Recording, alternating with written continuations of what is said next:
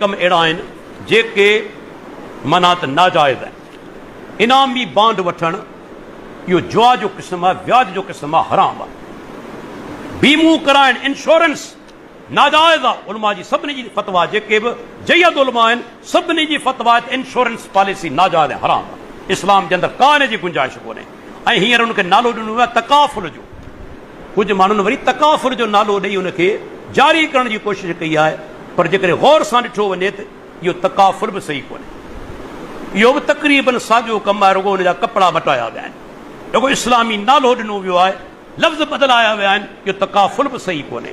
उनखां पोइ वकालत जो पेशो, वकालत जो पेशो मुतलक़न हराम कोन्हे, नाजाइज़ कोन्हे, पर शर्त आहे जेकॾहिं वकील साहब कंहिं बेगुनाह मज़लूम खे छॾाइण जी कोशिशि करे थो, वॾो अजर आहे। ठीकु आहे, उनखां पैसा बि वठे, नाजाइज़ कोन्हे, बस शर्त आहे कि संदसि क्लाइंट जेको मोकिल आहे उहो मज़लूम हुजे, ॾुहारी न हुजे।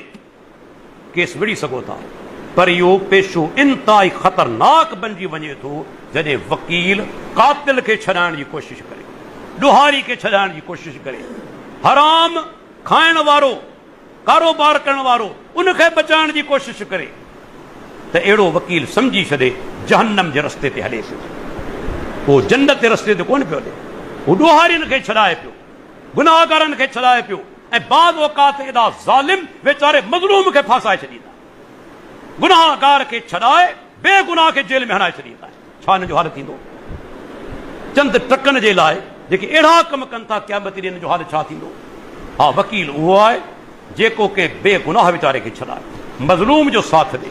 बिल्कुलु इहो पेशो उन सूरत में जाइज़, जॾहिं तव्हां मज़लूम जो साथ ॾियो, जॾहिं तव्हां बेगुनाह जो साथ ॾियो। पर जेकॾहिं गुनाहगार ऐं ॾोहारी जो साथ ॾियो था त इहो पेशो तव्हांखे जहन्नम में पहुचाइण जो ज़रियो थी सघे। दोस्तो, हुन खां पोइ आख़िरी शइ ॿुधाईंदो हलां त जुआ बि इस्लाम जे अंदरि हराम आहे।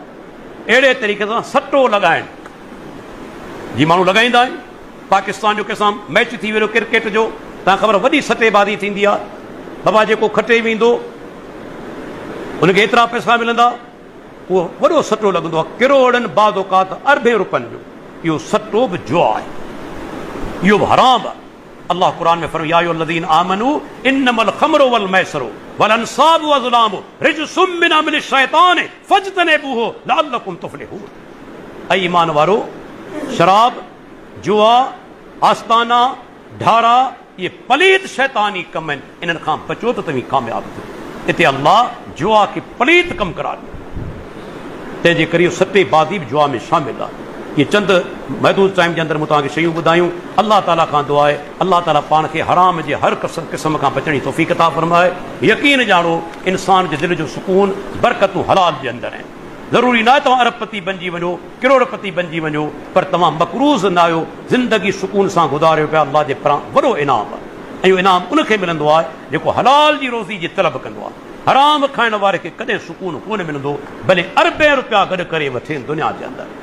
क़यामत ॾींहुं अज़ाब जे इंतज़ार में आहे, उहो त अॻिते हिसाब थींदो, पर दुनिया में बि उनखे सुकून कोन मिलंदो। असीं पंहिंजे अखियुनि सां ॾिसूं पिया, जेके हराम माल जे पुठियां आहिनि उनजो पेट भरिजे कोन थो, हली कोन था सघनि, बाह मां झले वठियो अचनि, खाधो नथा खाई सघनि, सुम्ही नथा सघनि, पर रब जो अज़ाब हुन ते मुसलत आहे। अञा बि दौलत खपे, अञा बि दौलत खपे, अञा बि दौलत खपे। तव्हांजो क़ब्र में पइजी वेंदा, इन जो पेट कोन भरबो। अल्लाह जे नबी जो फरमान आहे। अल्लाह ताला खां दुआ आहे अल्लाह ताला असांखे ज़िंदगी में हलाल कमाई जी तौफ़ीक़ अता फ़रमाए, हराम खां बचाए। वाख़िरु दावाना अनिल हम्दुलिल्लाह।